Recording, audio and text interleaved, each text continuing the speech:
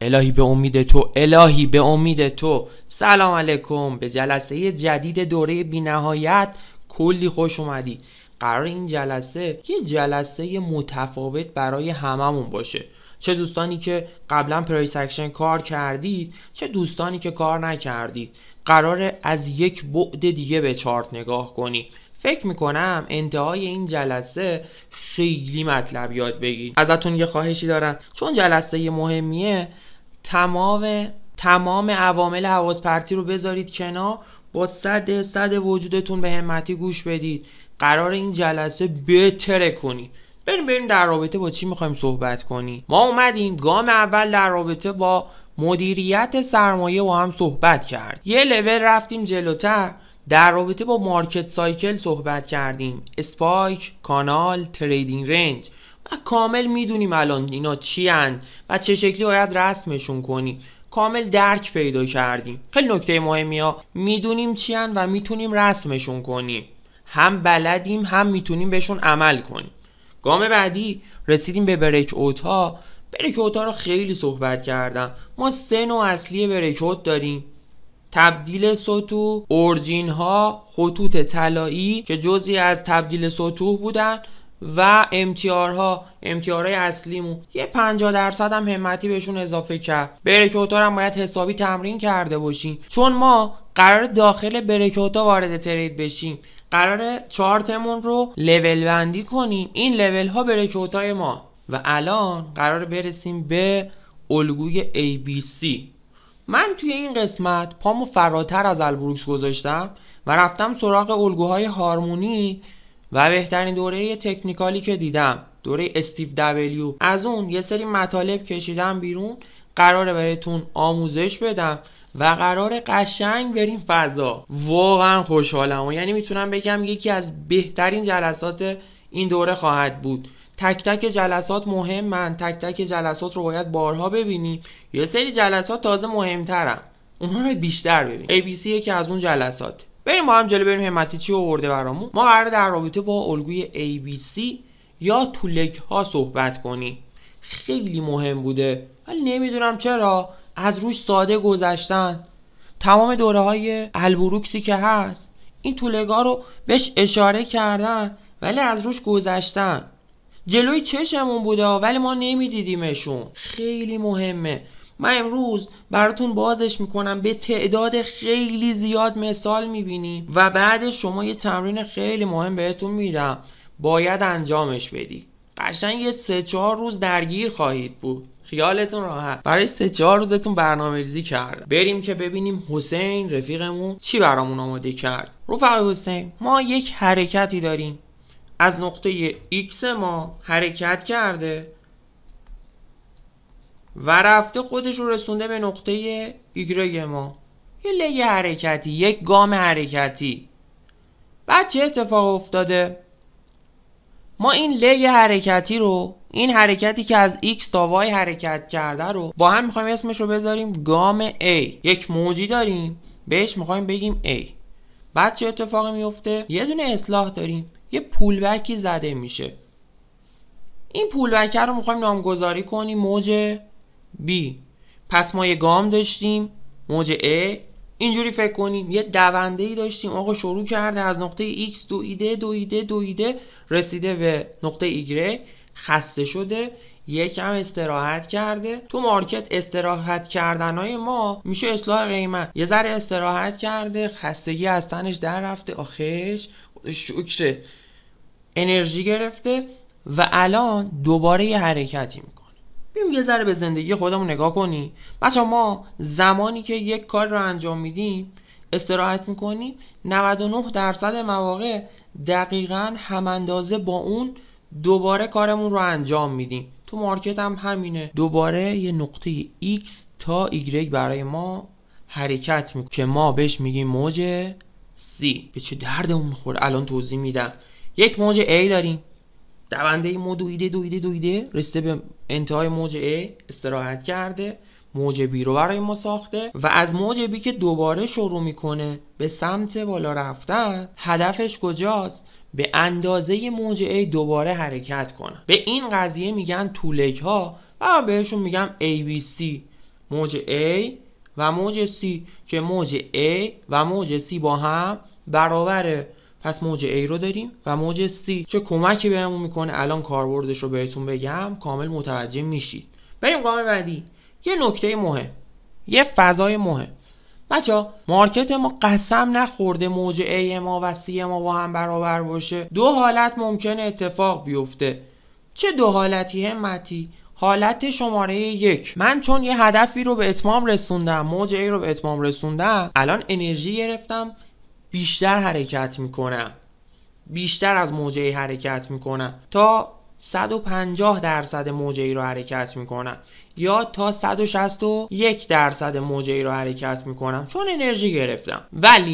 ولی چی همتی؟ یه نکته مهمی وجود داره. چه نکته‌ای؟ من یه مثالی میزنم کامل درک کن. ببینید رفقا، شما تو زندگیتون تصمیم گرفتید که شبی 20 صفحه کتاب بخون. کتاب شما 150 صفحه بوده. شما آخرین شبی که 20 صفحه رو میخونی میگید آقا بذار 10 صفحه دیگه بخونم کتاب تموم شه. یه شب خاص بیشتر از حالت معمول پیش میرید.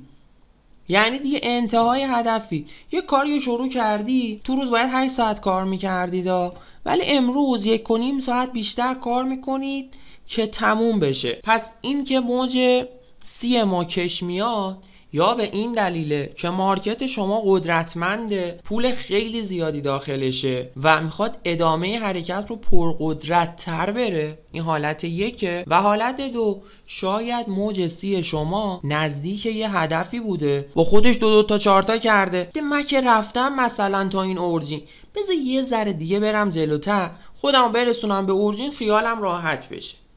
پس هم میتونه دلیلش این باشه که نزدیک یه هدف شاخکامون تیز بشه، یا مارکت ما قدرتمنده و میخواد ادامه مسیر رو بره. همتی کجا متوجه بشیم مارکت ما قدرتمنده و کجا متوجه بشیم که نزدیک یه هدف و به خاطر رسیدن به این هدف گام بزرگتری برداشته؟ خیلی ساده بهتون بگم، من زمانی که این اتفاق میفته هر تایم فریمی باشم یه تایم فریم میرم بالاتر. مثلا دارم 1 دقیقه‌ای تحلیل و ترید میکنم، میرم یه لحظه 5 دقیقه‌ای چک میکنم آیا 5 دقیقه‌ای رسیده به جای درست یا نه. اگر رسیده باشه به جای درست، این حرکت C احتمالا خودش رو میخواسته به یه هدفی برسونه. ولی اگه نرسیده باشه جای درست، میگم آقا مارکت من کماکان قدرتمنده و الان میتونه حرکت خوبی بسازه. پس ما یه مرور خیلی سریع داشته باشیم. ما اومدیم اینجوری بررسی کردیم، گفتیم مارکت ما یک لگی میسازه، یک موجی میسازه که ما اسمشو میذاریم موج A. بعد بچه یه استراحتی میکنه تحت عنوان موج B. نکته به شدت مهم باید یادآوری کنم بچه، استراحت شما از حرکت شما نمیتونه بزرگتر باشه. یعنی چی؟ یعنی موج B شما حق نداره کف موج A رو بزنه. موج B یه میزانی از موج A رو باید اصلاح کنه. یه پولبکه. یه پولبک نمیتونه از حرکت اصلیمون بزرگتر باشه. پس موج B حق نداره سمت کف موج A بیاد و یک موج C ساخته میشه که ما فرضمون رو از الان به بعد با هم قرارداد میبندیم. نکتهشو گفتم، با هم قرارداد میبندیم. موج C ما دقیقاً میخواد هم اندازه با موج A حرکت کنه. تو یه سری موارد کمتر حرکت میکنه، یعنی دیگه خریدار زور نداره، خریدار دیگه واقعا خسته شده حتی نمیتونه به هدفش برسه. یه سری تایم هم بیشتر حرکت میکنه، ولی ما قرارداد میبندیم موج A و C باید با هم برابر باشن. با این قرارداده میریم جلو، برامون فرق نمیکنه یه ذره بیشتر بشه یا یه ذره کمتر. ما استفاده دیگه ای میخوایم از این فضا بکنیم. بریم اسلاید بعدی و در رابطه با کاربرد ABC ها بهتون بگم. کاربرد ABC ها 2 تا کاربرد اصلی برای ما دارن که ما خیلی ازشون استفاده میکنیم. کاربرد شماره 1 ABC ها، مدادمون رو بیاریم. ببینید کاربرد شماره 1 اینه: مارکت من یه موج A ساخته، بعد برگشته پایین رسیده تو موج B، موج B رو تکمیل کرده. ما میخوایم موج C رو شکار بکنیم. چجوری شکارش میکنی؟ ما تو موج A یه سری بریک اوت داشتیم دیگه، پیداشو میکنی، یا رسیده به اورجین A، یا رسیده به سطح طلاییش، یا رسیده به تبدیل سطوحش، به یه جایی رسیده دیگه. ما اینجا رو شکار کردیم، ما اینجا وارد ترید بای شدیم، خرید کردیم، رو طلا بای زدیم، تیپیمون رو میذاریم، میگیم آقا موج A من از اینجاست تا اینجا، پس مارکت میتونه یه موج C برام بسازه. تارگتم رو میذارم به اندازه ی حرکت موج A. پس اولین کاربرد الگوی ABC تیپی گذاریه. من بر اساس موج A هم و B تارگت قیمتی که موج C قرار ساخته بشه رو پیدا میکنم. پس اولین کاربرد پیدا کردن تیپیمه، میتونه بهم تیپی های با ارزشی بده. کاربرد دوم چیه؟ آقا من توی حرکت نزولی هم به فرض میخوام وارد ترید سل بشم، میبینم مارکت من خودش رو با طولگاه رسونده به ناحیه درستم، ناحیه هم اینجاست به فرض. من اینجا میگم آقا حرکت طبیعی قیمت اتفاق افتاده، قیمت رفته بالا استراحت کرده، حرکت بعدیش رو هم زده، ABCش تکمیل شده. زمانی که بچه ABC تکمیل میشه ما یه اصلاحی رو در پیش خواهیم داشت دیگه و من میتونم تو این فضا وارد ترید سل بشم. پس یکی دیگه از کاربرداش میتونه برای ورودام تاییدیه بده، بگه آیا ورود درستی میگیری یا نه. یکی از بخشای استراتژی ما دقیقا اینه، زمانی که میخوایم برسیم به بریک اوت ها چه شکلی میرسیم، با اسپایک میرسیم یا با ABC میرسیم. اسپایک ها خطری هن، ترسناکن، ولی ABC گام حرکتی مارکت طبیعی بوده و خودشو معمول رسونده به یه ناحیه‌ای. پس برای من ارزشمند میشه، با خیال راحت میتونم ترید کنم، مرور میکنم سریع. ما داریم در رابطه با الگوی ABC صحبت میکنیم. موج A ساخته میشه، بعد یه موج B ساخته میشه. موج B حق نداره از کف A عبور کنه چون استراحته و یک موج C ساخته میشه. موج C برای ما ساخته میشه که دقیقاً برابر با موج A ماست. این موج C میتونه هم کوچیکتر باشه هم بزرگتر، ولی ما قرارداد بستیم با هم برابر با موج A ما. نکته آخر آموزشی رو هم بهتون بگم و بعدش بریم یه تعداد زیادی مثال با هم ببین. نکته زمانی که اسپایک داریم، زمانی که مارکت ما وحشی شده، گام بزرگ برداشته، به احتمال زیاد یعنی چی همتی؟ تو ترید باید با ریاضی با هم صحبت کنی. احتمال 80-20، احتمال 80% لگ 2 هم ساخته میشه، موج سی ما هم ساخته میشه. بریم با هم یه تعداد زیادی مثال ببینیم تو مارکت و ببینیم واقعا چه شکلی هن این موجای ABC، موجایی که انقدر دوستشون داری چه شکلی هن. بریم جلو ببینیم چی داریم. خب یورو USD تایم فریم 5 دقیقه‌ای شروع کنیم بررسی کردن. ببینید گام شماره یکی برای من اتفاق افتاده. مارکت من از اینجا، من دیگه از اینجا بعد مداد رو به شدت نیاز دارم و باید براتون شروع کنم نوشت. ما یه دونده ای داشتیم از اینجا شروع کرده، رفته بالا، یک موج A برای من ساخته. بعد چه اتفاق افتاده؟ مارکت حرکت کرده و موج B من ساخته شده. من این موج رو اندازه گیری میکنم، یه مستطیل از پایین ترین نقطه تا بالاترین نقطه میندازم، اینو کپی میکنم. کجا پیستش میکنم؟ پایین ترین نقطه اصلاح رو پیدا میکنم میندازم اونجا.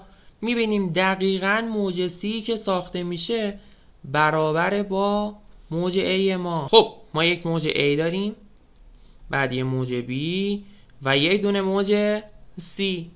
نکته جالب تو اصلاحمون موج B ما خودش دوباره همین شکل رو به خودش گرفته، یه دونه موج A داره ایشون، بعد یک پول بک در قالب موج B، دوباره یک حرکت در قالب موج C.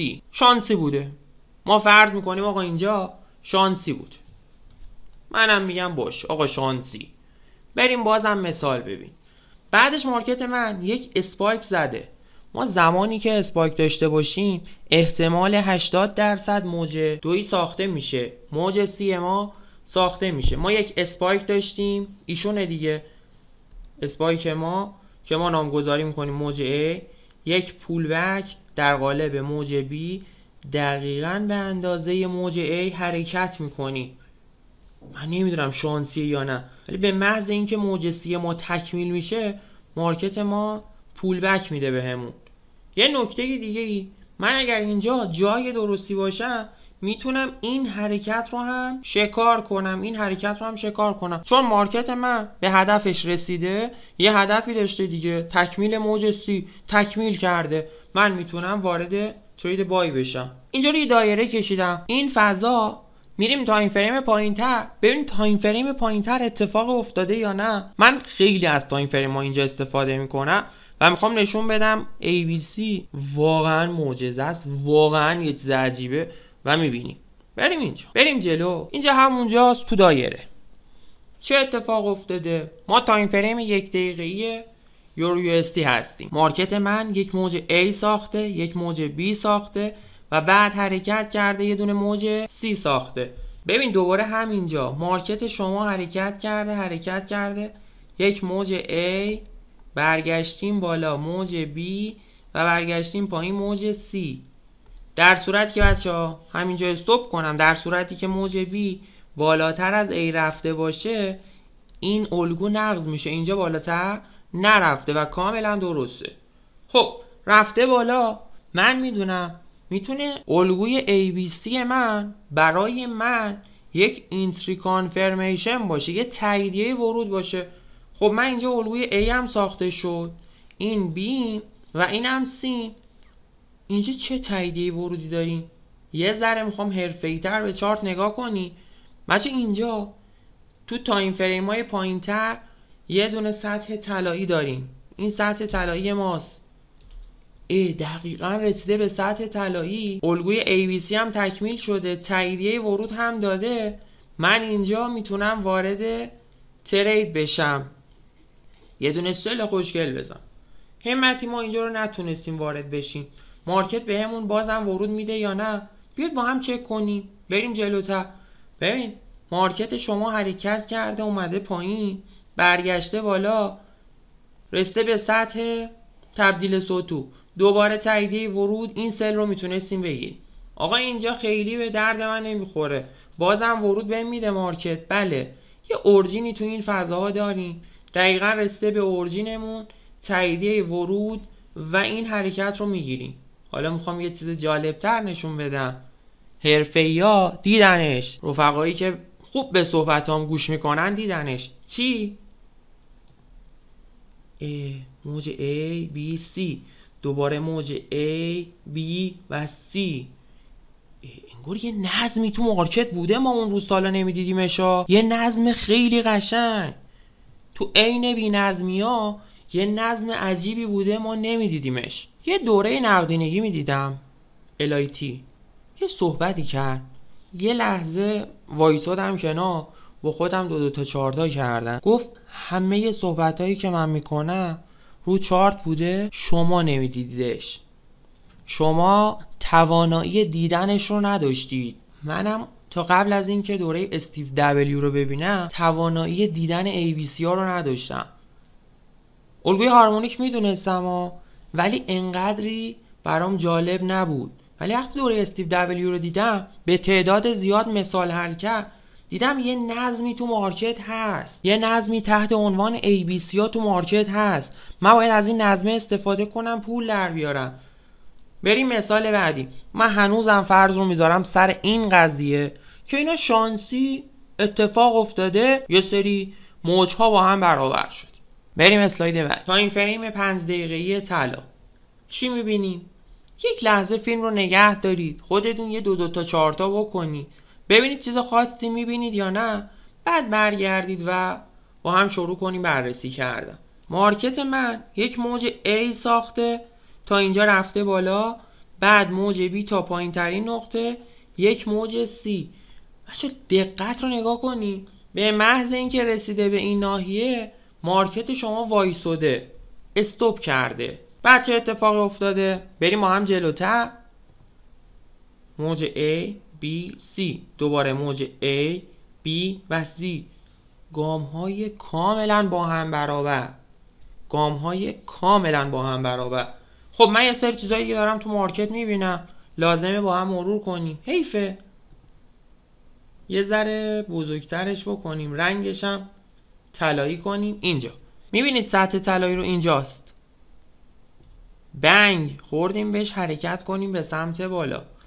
اینجا چرا برگشته رفته به سمت بالا؟ این آخرین کندل ماست. تو این فضا ما یه دونه اورجین داریم A B C رسیدیم به اورجین. اگر چرا ورود داد بهمون میتونیم به سمت بالا تریدش کنیم. به نظرم جالبه. بریم جلوتر. طلا تایم فریم 5 دقیقه. دوباره من طلا رو آوردم، هم جفت ارزهای مختلف هم تایم فریم های مختلف. میخوایم با هم یه الگو رو ببریم زیر سوال، ببینیم کار میکنه یا نه. خب موج A ما، دونده ما از این نقطه شروع کرده رفته بالا خودش رو رسونده به این نقطه. بعد استراحت کرده تا اینجا اومده پایین. دوباره از پایین ترین نقطه به اندازه حرکت قبلی خودش حرکت کرد. انگار یه ذره جالبه. من خودم خیلی کیف میکنم. انگار یه نظمی هست. هنوز هم فرض رو بذاریم سر بی نظمی. شانسیه اینو. بریم جلوتر. دوباره استراحت کرده. موج A، B و C دقیقاً یه موجی تقریباً با یه فاصله کمی هم اندازه با موجای قبلی ساخته. گفتم این شکلی بهش نگاه کنی. ما تو زندگی شخصیمون اگه 1.5 ساعت درس بخونیم، بعد استراحت کنی، دوباره بعدش 1.5 ساعت درس میخونیم.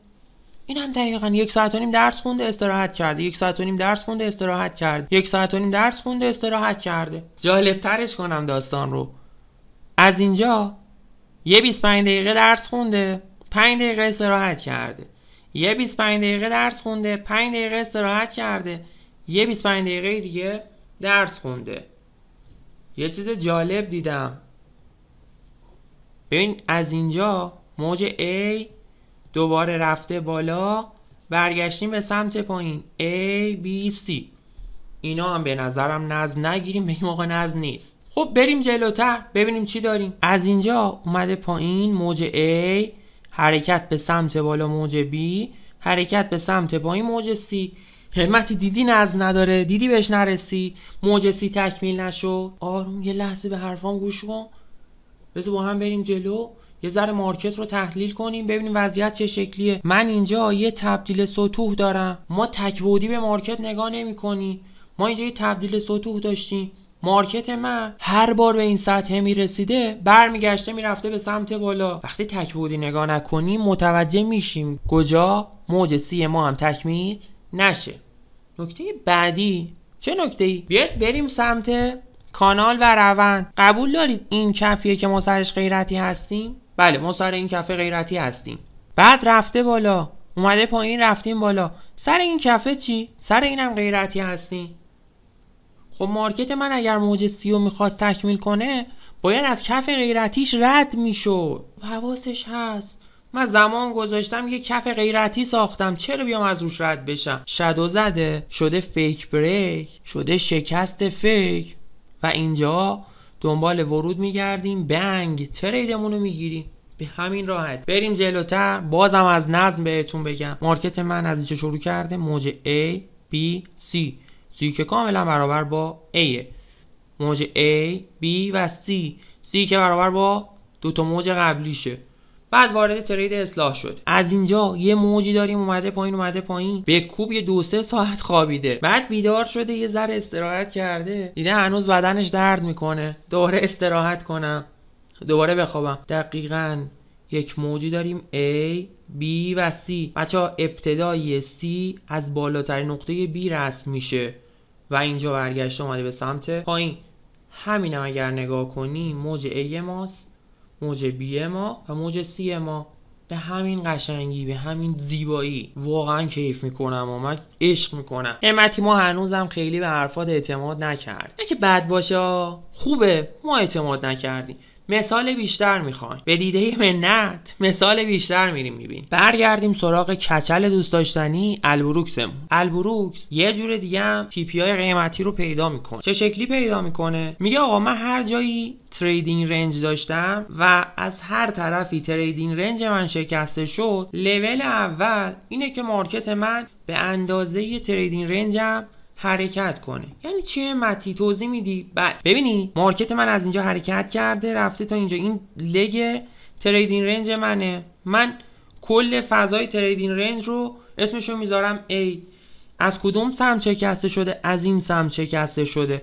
بچه این شکست نیست. ما 80% تلاش ها برای شکستن تریدینگ رنج شکست میخورم. اینو به شکست نمیگیرم. برگشته با اینو شکست میگیرم. با اسپایک پر قدرت شکستیمش. خب هدف کجا بوده؟ زمانی که میخواستیم بریم این اسپایک تا کجا میره بالا چجوری پیداش میکردیم؟ تریدینگ رنجمون رو اندازه گیری کردیم. به اندازه تریدینگ رنج میتونه بره به سمت بالا. این دقیقا رفته زمانی که گام حرکتش رو تکمیل کرده اصلاح کنم، یه ذره صبر کنم، آروم بگیرم. آروم گرفته، برگشته تو نواحی مهم، چرایی ورود داده، بنگ بریم به سمت بالا. پس ما یه الگوی ABC داریم. یکی تریدینگ رنج ها، میتونیم با اینا TP های قیمتی مارکت رو در بیاریم. بریم جلوتر. همون تصویر قبلی میخوایم ما هم دوباره شروع کنیم بررسی کردن و ABC ها رو روش اجرا کنیم. موج A من اصلاح کردیم، موج B من، و از اینجا یک موج C ساخته شده. زمانی که رسیدیم به انتهای C مارکت من آروم گرفته. بعد چه اتفاق افتاده؟ یک اسپایک دارم، یادمونه دیگه، در صورتی که اسپایک داشته باشم احتمال 80% لگ 2 ساخته میشه، موج C ساخته میشه. دوباره به نظم دیگه از این دقیق تر A B C رسیده به انتهای C و مارکت آروم گرفته. بازم مثال ببینیم. آره دوباره اینجا پایین‌تر نقطه‌ای بوده که داشتیم A B، پایین‌تر نقطه B C رو به دست آوردم. نگاه کن دوباره رسیده انتهای C، الگوهای برگشتی و برگشت. دوباره کاربرد ABC ها رو بگم. ببینید یک کاربردشون به هر دلیلی، من اینجا اومدم آقا یک تغییر سطوح پیدا کردم، یه سطحی داشتیم مارکت نمیتونسته بشکنه، شکسته، برگشته بهش، وارد ترید شدم. تیپیم رو کجا قرار میدم؟ این موج A منه، موج B منه، موج C منه. پس گام اول تیپی گذاریه. گام بعدی در صورتی که اینجا جای درست باشه بهم چرای ورود بده، میتونم ترید خلاف هم بگیرم. دیگه قشنگتر از این من فکر نمی کنم مارکت رو بشه دید. از بیرون نگاه کنیم خیلی ساده است، اما بی نهایت دقیقه. بی نهایت دقیقه. مثلا من دقیق تر از این نمیتونم مارکت رو ببینم. پامو فراتر گذاشتم، از تایم فریم 5 دقیقه‌ای و 1 دقیقه‌ای اومدم بیرون، رفتم سراغ یه تایم فریم خیلی بزرگ، هفتگی. اگر مارکت نزد داشته باشه باید تو فرکتالش هم این نزد رو ببینیم. میشه دید؟ بله، تایم فریم هفتگی. یک موجی داشتیم، یک اسپایک سعودی تو طلا داشتیم، بعد یک موج وی ساخته، موج A ما، موج B ما یکم استراحت کرده، موج C ساخته، از پایین تر نقطه B در نظر گرفتم تا اینجا. مارکت رفته بالا، زمانی که موج C تکمیل شده پین بار، تاییدیه و به سمت پایین. خیلی جالبه ها، من لذت میبرم. رسیدیم ریختیم. بریم جلوتر، بازم مثال ببین. یه مثال تو طلا تایم فریم 4 ساعته با هم چک کنیم. من یک موجی داشتم، از اینجا شروع کرده، اومده پایین، استراحت کرده، موج B ساخته شده، موج A، موج B، موج C دقیقاً از بالاتر نقطه B تا پایین تری، دقیقاً برابر با موج A. به نظر میاد شانسیه. من دو تا این موج رو یه موج در نظر میگیرم، یه لگ در نظر میگیرم و میگم آقا این موج A منه، این حرکتی که رفتیم به سمت بالا که خورده تو اورجین موج B منه و موج C میخوام. این هم که برابر شد. آره بریم جلوتر. دوباره موج انتهای موج C، کل اینو بگیریم A B، یه C دیگه باید به من بده. ببین دوباره میرسه تو C، اینجا براتون تاییدیه ورود میسازه. بازم ریزبینانه تر به این چارت نگاه کنیم، ببینیم چیز خاصی میبینیم. موج A B، موج C دقیقاً برابر با موج A مون. دوباره مارکت من حرکت کرده، یه موج C ساخته. همتی دیدی کار نکرد؟ این چرا نیومد موج C رو تکمیل کنه؟ چون بچه یه توضیح کوچولویی بدم، یه سری نکاتی که میگم مهمه. در صورتی که من موجهای سبز رو ماژور در نظر بگیرم، موجهای بنفش من میشن مینوری دیگه، کوچولوترن. اولویت با ماژوره است. ما رسیدیم به ماژوره، رو ماژوره وایساده. خب طبیعی موج مینور رو تکمیل نکنه، اولویت بندی باید بکنی. بازم پیدا کنیم با هم. موج A، B، موج C کاملا برابر. یه مثال دیگه، مثال بازم ببینیم. انقدری مثال تو این قسمت دیدیم که دیگه کامل درک کنی چه اتفاق داره میفته. من اینجا یک موج A داشتم، مارکت من از اینجا حرکت کرده اومده پایین تا اینجا. موج A من استراحت کردیم رفتیم به سمت بالا. موج B من و موج C من، موج A، B و C. دیگه چی میبینیم؟ یه تریدینگ رنج میبینیم. یه لگ رفتیم بالا برگشتیم پایین، یک تریدینگ رنجی برای ما ساخته شده. من تریدینگ رنج رو اندازه گیری میکنم، دوباره کپیش میکنم، میرسه توی اورجین این حرکت و سقف تریدینگ رنج مارکت ما وای میسه. من دوباره تریدینگ رنج رو کپی میکنم، یه لول میبرم بالاتر، این میرسه دقیقاً به 2 برابر تریدینگ رنج و ریزش اتفاق میفته. میشه بیشتر نگاه کنیم؟ آره. یک موج اصلاحی، موج A ما، برگشتیم بالا، موج B ما، موج C کاملا برابر با A. موج A ما، B ما، C کاملا برابر با A. موج A، B، C. ببین دیگه دقیق تر از این خوردیم بهش، پرت شدیم بالا. تو مسیر صعودی هم یه سری موج‌ها ساخته شده. موج A، B، موج C کاملا برابر با A. موج A، B و C کاملا برابر با A و دقیقاً سقف تریدینگ رنج و ریزش به سمت پایین. تمام مثالمون سیاه‌سفید بودن. این یکی رنگش فرق کرد. چرا رنگش فرق کرد؟ چون برای لایو مارکته. برای همین الان مارکت طلاست. میخوایم با همین الان مارکت طلا با هم نگاش کنیم ببینیم میتونستیم بر اساس ABC ها لیبل بزنیم یا نه. من از اینجا شروع میکنم. یک موج A داشتیم رفته به سمت بالا، B، یه دونه C که دقیقاً برابر با A ماست. من میام از اینجا تا اینجا اینو کلا یه موج میگیرم، بعد یه موج B، یک موج C که دقیقاً اگر اینو کپی کنیم دقیقاً میفته اینجا. A ما، B ما، C ما. دیگه این دقیق ترین حالت مارکت تو لایو مارکته. تو حالت نزولی هم که اومده پایین میتونستید پیدا کنید. موج A، B، C، موج A، B و C. این دقیقاً موجهای با هم برابر. من این جلسه رو همینجا میخوام تموم کنم. امیدوارم لذت برده باشید. ولی نکته بگم. چه نکته‌ای؟ بچه‌ها به تعداد خیلی زیاد، حداقل 50 تا ABC باید پیدا کن. قشنگ باید درک کنی مارکت ما با گام‌های برابر حرکت میکنه. قشنگ باید این موضوع جزئی از دیدگاه معامله‌گری ما بشه. چرا؟ چون یه بخشی از استراتژیمونه. یکی از پایه‌های استراتژی ماست. شما نمیتونید پایه‌های استراتژیتون قوی نباشه و یک بنای بزرگ بسازید. خراب میشه. پس لازمه این جلسه رو خیلی خوب ببینید. لازمه خیلی تمرین کنی، بی نهایت تمرین کنی. بهتون قول میدم نتیجه میگیری، ولی قول بدید تمرین کنی. من حسینم، رفیقتون. امیدوارم لذت برده باشید. خیلی جلسه قشنگی بود. تا جلسه بعدی، خدا نگهدار.